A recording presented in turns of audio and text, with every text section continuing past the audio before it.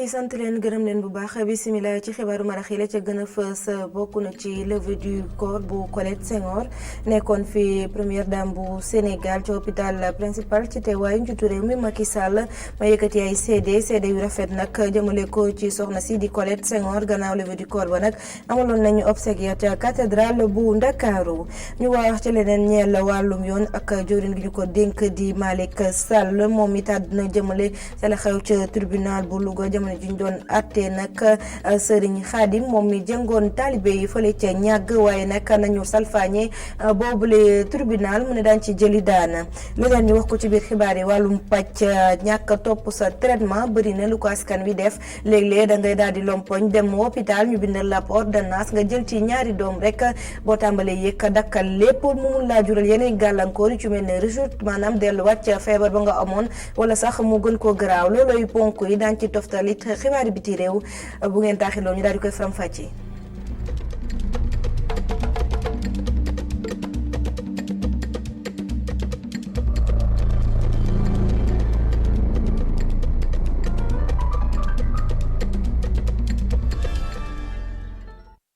salaamaaleykum mbokki xibaar yi dañu ko junjee li ñu koy daal di door rek levée du corps bu Colette Senghor nekkoon nag première dame bu njëkk ci réewum Sénégal amoon ci hôpital principal ci teewaayu njiitu réew mi Macky Sall moom yëkkati kàddu nag seede yu rafet la jëmale ci soxna si fi nekkoon soxna Léopold Sédar Senghor mu nekkoon soxna su bëri sutura doon jàppale askan wi te kenn du ko yëg ñu déglu kàddu njiitu réew mi Macky Sall Pape Alioune Sarr Cheikhou Gueye ñoo ko taataan.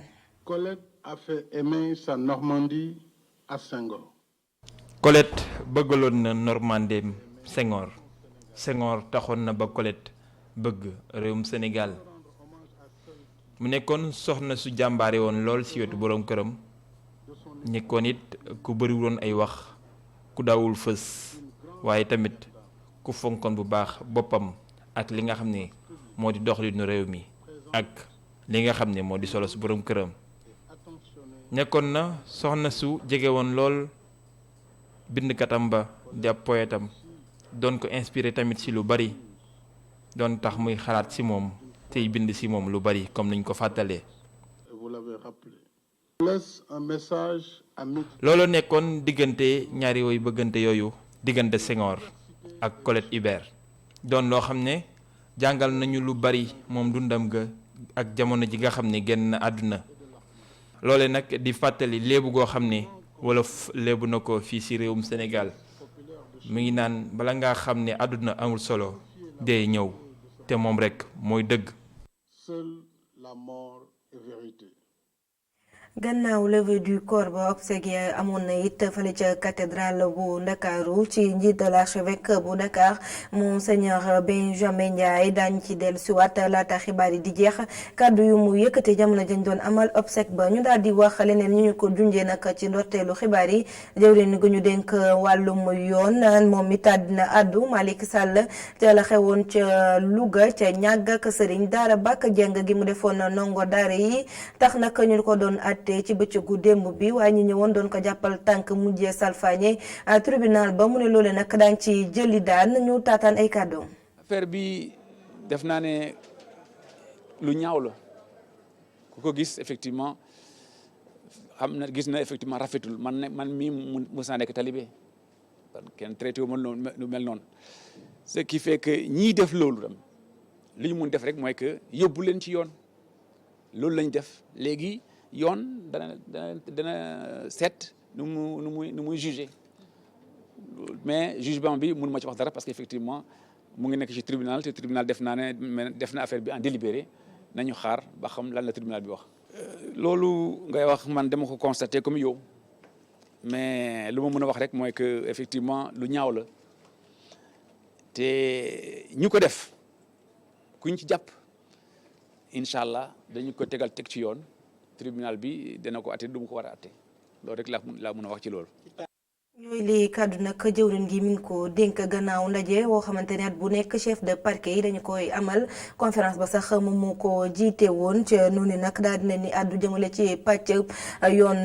yu bëri ak liggéey bi nga xamante ne ña nga ko cay amal rafetlu na it liggéey yu ñi nga xamante ne ñooy procureur yi rawatina ci peine de prison yi ñu Alioune Guèye Souleymane Diallo. ay liggéeykatu yoon doon waxtaan lu jëm ci seen wàllum secteur bi. remontée de l'information ñu tuddee ko yëgoo mooy pàcc bi ñu doon waxtaanee ren. ponk ren bi moom mooy remontée d'information mu remontée d'information daal bu ma ko doon wax ci wolof mën naa wax rek ne yëgoo maanaam yëgoo du ma ko wax sax tàggoo waaye yëgoo ndax procureur bi nga xam ne dafa nekk ci région dafa am kilifaam mooy procureur général bi ci wàllu boppam it dafa am kilifa. muy ministre de la justice bi nga xam ne moom la fi président de la république teg dafa am yoo xam ne bu xewee ci dëkk ak lu mu ci war a mën a def waxuma ne day tàggoo waaye day yëgle. jëwriñ gi yor wàllum yoon di rafetlu liggéey bi yenn ci procureur daal di def lu jëm ci wàllum exécution des peines. dégg ngeen que effectivement lu gën a manqué ci Sénégal suñu justice mooy que en général ku ñu condamné bu amul mandat de dépôt du def condamnation am. mais léegi ñu ngi ci benn expérience bu ñu commencé Saint-Louis pour mettre foofu en place ay bureau d'exécution des peines bureau boobu am nañ ci lu satisfaction parce que en moins de ay mu ngi commencé quelques mois mais déjà jot nañu recouvrer plus de 8 millions donc expérience boobu incha allah danañ ko def ci ñëpp tribunaux pour que effectivement amende yi parce que seet nañ ne que ëpp na 10 milliards xaalis boo xam ne bu ñu ko recouvrer woon danañ mun a dugg ci caisse de l'État mun na am njëriñ feneen donc incha allah boobu expérience danañu ko def ci tous les tribunaux du Sénégal pour que effectivement amende yi ku ñu dóor amende pour amende bi effectivement mun a dugg. ñoom liggéeykatu yoon yile yaakaar ni pàcc bii ñu doon waxtaanee dina indi beneen xar kanam bu bees ci wàllum justice bile. mënu moo wax ne amul daan na am naka jekk. waaye yoon yi ñu ko daan defee moom la ñu gën a bëgg a dëgëral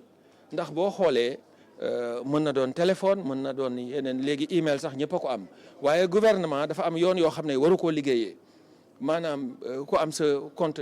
yaawoo wala yeneen yu may bañ a tudd nga bëgg cee jël information gouvernement wala yooyu di ko ci dugal yooyu nag la ñu bëgg a fexe ba seet nan lañ ko setalee. ay liggéeykatu yoon di waxtaan ginnaaw bu sénégalais yu bëri daal di jéppee lii di justice bile ñu yaakaar ni rek. bu ñu génnee ci seen waxtaan wile dinañ indi saafara ngir justice bi am weneen xar kanam bu rafet. ci wàllum yoon lañuy desandi ba tey li ñu bëgg nag mooy yokku daan yi ñuy teg ñiy sàkku soxna yi waaye it waajur yi sàkku seeni doom comme ni ko njiitu réew mi waxee ci jamono ji ñu doon amal conseil des ministres loolu nag mooy gis-gisu AGS di kuréel gëm bu soxna yi yëngatu ci wàllum yoon ñoom ñooñu nag li ñu bëgg mooy ñu gën a gaawal boobu lépp ponk comme ni ko njiitu réew mi waxee ndax Samba Boy yi nekk ci dëkk bi di def naka sudul noonu dañoo bëri ñu déglu ci njiit li di Abi Diallo jokkoo ak El Hadj Malick Cissé. dëkk nañ ci parce que lu ñu doon sàkkulu bu yàgg bi tey di ko ñaan léegi nag bi yàlla defee président de la république daal di koy nangul dañu kontaan di ci dëkk di ko sant di ñaan yàlla ñu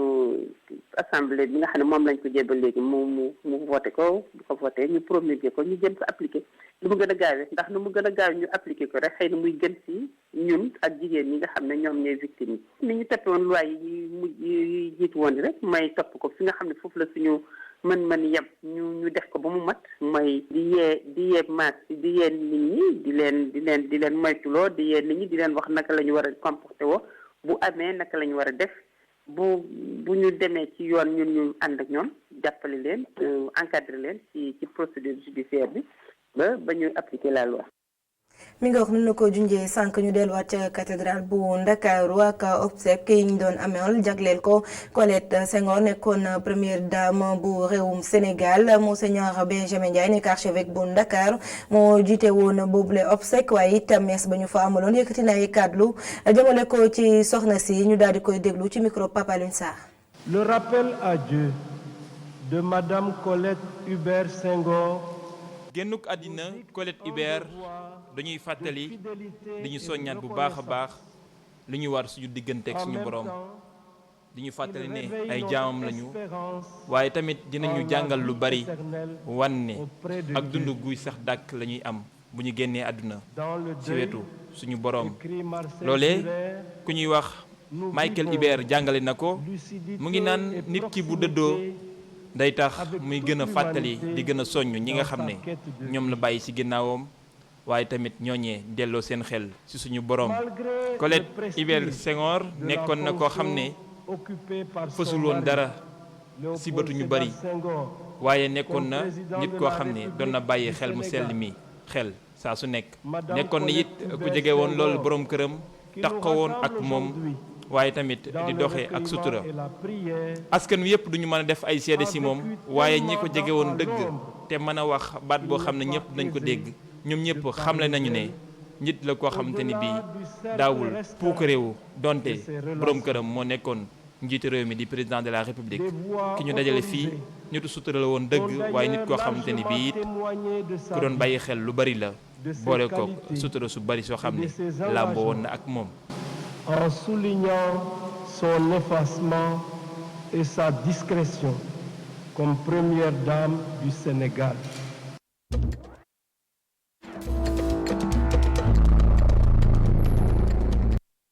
xibaar biti réew dañu koy daal di dooree ci Gambie ak délégation bu commissariat bu ONU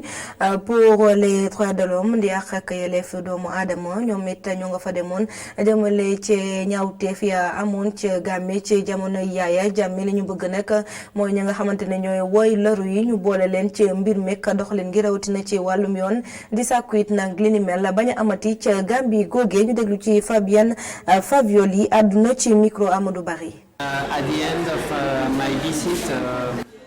ci njeexital mission bi ñu daal di bind ab rapport lu ñeel liggéey commission buñ fi teg pour jubóole réew mi rapport boobee nekk ay digle pour ñu fi doon def ñaawteef yi mën a ñëw si kanamu yoon buñ fi ñëwee nag ñu am mbégte lool si liggéey bu commission réconciliation bi di def seen liggéey bi ñëpp a koy topp rajo yi télé yi ak xarale yu bees yi mu nekk lu rafet waaye ñu ñuy xamal ne ba léegi am na ay defkatu ñaawteef yu ragal ñëw si kanamu commission bi ñu ngi koy ñaax mu xoolaat ci liggéeyam ba ñëpp mun ci bokk war nañ itam gën a ñaax victime yi wax leen ne ñoom lañ fi nekkal commission bi war na itam soobu ci ndàmpaay yi ñu fi loru woon ndàmpaay yi nag mun nañu wutee ci justice transitionnelle bi ba léegi nguur gi war na gën a gaaw ci defaraat kaaraangi réew mi.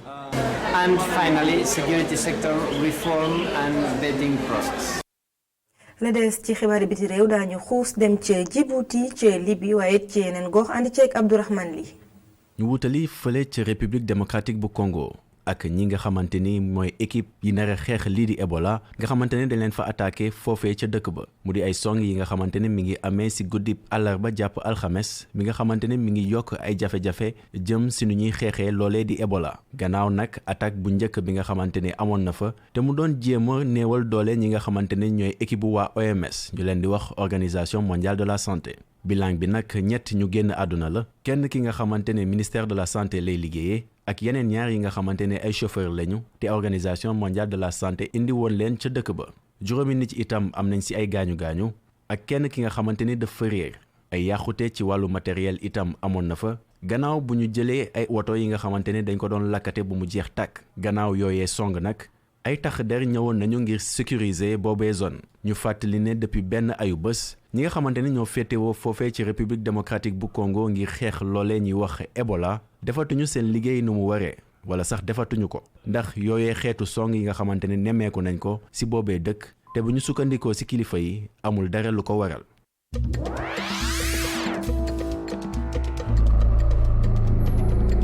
ñu wutali fële ca Djibouti gannaaw Venise nag ñoom ñi nga xamante ni ñooy yeewoo foofu ca Djibouti ñoo yeewu ak inondation bu tar li ko waral nag mooy ay taw yu metti yi nga xamante ne daawul am ci bu ñu tollee ci période at bi bilangu nëgëndiku bu ñu amagum nag moo di fukki nit yi nga xamante ni génn nañ ci àdduna mu bokk ci benn famille boo xamante ne juróom benn nit la kenn ki di papa ji yaay ji ak ñeent ñi nga xamante ne ay doom lañu ci ñooñu bu ñu sukkandikoo ci xibaar yu officiel yi mbir bi mun nañ ko méngaleek ñaari at yi nga xamante ne doon taw te dakkul benn yoon jamono ji nag nee nañ lu tolloog 250 000 personnes la inondation yi jàpp bu ñu sukkandikoo ci ab bataaxal bi nga xamante ni gouvernement bu Djibouti bind na ko ak ñi nga xamante ne ñooy waa Nations Unies ngir xeex boobee mbir nag taxawal nañ fa benn plan Orsec ak it ay militaires yi nga xamante ne dañ leen yóbbu ci terrain ba ngir rekk ñu ñëw jéem a taxawu ñi nga xamante ni ñoo di askan wi. OMS nag moom ci boobee mbir lu mu def moo di génn ngir joxe ay garab ak it ay moustiquaires ngir rekk bañ lii di sibiru am doole bu baax foofee ca dëkk ba.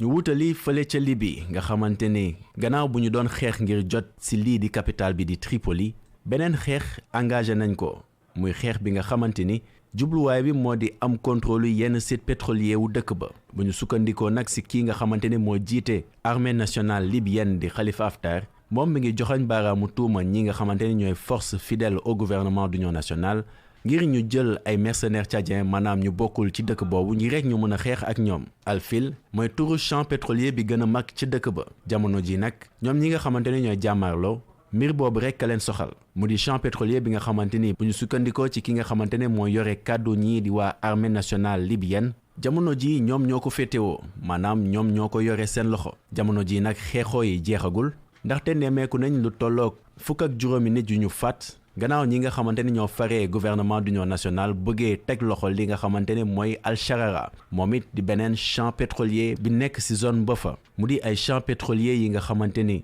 jaar na ci loxo ku nekk ci ñoom ñaar ñi nga xamante ne ñooy jàmmaarloo te lenn rek waral ñoom ñi ñuy def mbir yu ni mel muy symbole bi nga xamante ne mbir yooyu moom lay représenté muy pouvoir ca dëkk ba fa.